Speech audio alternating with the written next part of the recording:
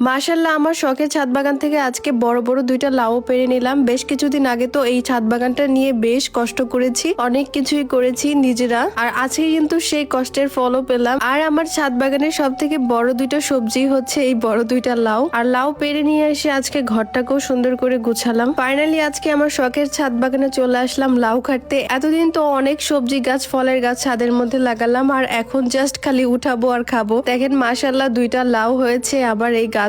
বেশি দিন হয়নি কিন্তু এই লাউ গাছ দুইটার, আর এই একটা লাউ গাছের মধ্যে কিন্তু অনেকগুলাই লাউ ধরেছে, তবে এই দুইটা বেশি বড় হয়ে গেছে। এই দুইটা কেটে দিলে কিন্তু বাকি লাউগুলা বড় হবে। আর মাশাআল্লাহ দেখেন দুইটা লাউই কত বেশি সুন্দর হয়েছে। আর এই তো বাজার থেকে আজকে সবজি না কিনে আজকে আমার ছাদের থেকে কিন্তু গাছ থেকে পেরে দুইটা লাউ নিয়ে নিলাম। লাউ দুইটা নিয়ে এসে ছাদের থেকে আমি আজকে ঘরটাকেও সাজানোর জন্য ব্যস্ত হয়ে গেলাম। আর আমার ডাইনিং টেবিলটা যেহেতু কাচের, এখানে কিন্তু যে কোনো খাবার, গরম খাবার কিন্তু রাখা যায় না। এমনি থাকলে কিন্তু ডাইনিং টেবিলটা অতটা বেশি অর্গানাইজ লাগে না। আর এর জন্য কিন্তু আজকে আমি তিনটা ডাইনিং টেবিলের কভার নিয়ে আসছি, আর তিনটা কালারই অনেক সুন্দর ছিল। তবে প্রথমের এই রেড ফ্লাওয়ার কালারটা এত বেশি সুন্দর ছিল, আমার তো প্রথম বিছানোর সাথে সাথেই আমার অনেক ভালো লেগে গেছে। যে কোনো মেহমান আসলেও কিন্তু তাদেরও ভালো লাগবে। চেয়ারের ভিতরে সবগুলো কভার দিয়ে দিলাম, আর টেবিল কভারটাও বিছালাম। দেখেন মাশাআল্লাহ কত বেশি সুন্দর লাগতেছে। যেহেতু টেবিলের ভিতরে খাওয়া দাওয়া করবো, সেক্ষেত্রে কিন্তু ময়লা পড়ার একটা সম্ভাবনা আছে। এর জন্য কিন্তু উপর দিয়ে একটা সাদা ভ্যাকসিন নিয়েছি, তাহলে কিন্তু আর তরকারির ঝুল আর ময়লা পরে কিন্তু টেবিলের কভারটাও নষ্ট হবে না। দেখেন কত সুন্দর লাগতেছে। আর বাকি দুইটা কালারও দেখায়। আর এই টেবিল কভার গুলো আমি নিয়েছি